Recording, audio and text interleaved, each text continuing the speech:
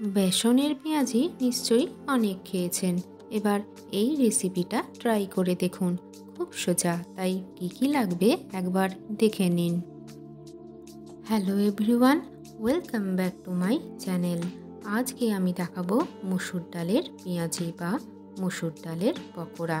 থাকছে বেশ কিছু ট্রিক্স অ্যান্ড টিপস, তাই ভিডিওটি একটুও স্কিপ না করে দেখতে থাকুন।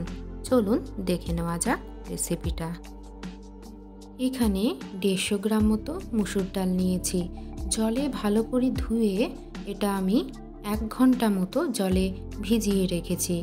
আপনাদের হাতে সময় কম থাকলে অন্তত 30 মিনিট এইভাবে জলে ভিজিয়ে রাখবেন, তাহলে ডালটা ভালোভাবে মিশে যায়। এবার গ্রাইন্ডারে ডালটা দিয়ে দিলাম। 5 থেকে 6টা রসুন নিয়েছি আর 2টো লঙ্কা দিয়েছি। বাচ্চারা থাকলে লঙ্কাটা স্কিপ করতে পারেন। এবার সব জিনিসগুলো মিক্সার গ্রাইন্ডারে দিয়ে পিষে নিলাম। এখানে একটা কথা বলে রাখি, ডাল বাটার সময় কিন্তু কোনো রকম জল ব্যবহার করব না, কারণ ডালটা এখানে অলরেডি জলে ভেজানোই আছে, তাই আর জল ব্যবহার করা যাবে না। এরপর ডালটা একটা পাত্রে ট্রান্সফার করে নিলাম। ডালের ওপর হলুদ গুঁড়ো, স্বাদ মতো নুন, কালারের জন্য একটু কাশ্মীরি লঙ্কা গুঁড়ো অ্যাড করলাম। সাথে কুচনো পেঁয়াজ আর ধনেপাতা কুচি অ্যাড করলাম।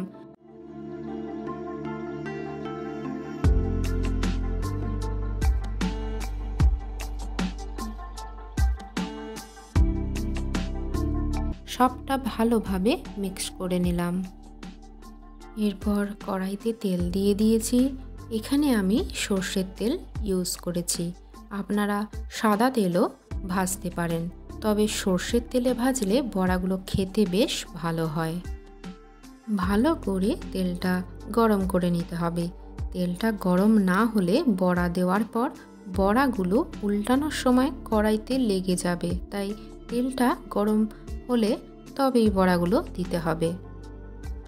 এই রকম ছোট ছোট করে দিলে বড়ার ভেতরটাও ভালো মতো ফ্রাই হবে, তাই তেলে দেওয়ার সময় বড়াগুলো ছোট করে দেওয়ার চেষ্টা করবেন। এই সময় ফ্লেমটা অবশ্যই মিডিয়ামে রাখতে হবে। বড়াগুলোর এক সাইড ভাজা হয়ে গেছে। এবার বড়াগুলো উল্টে দিলাম। এইভাবে দুটো সাইড ভালো করে ভেজে নিতে হবে।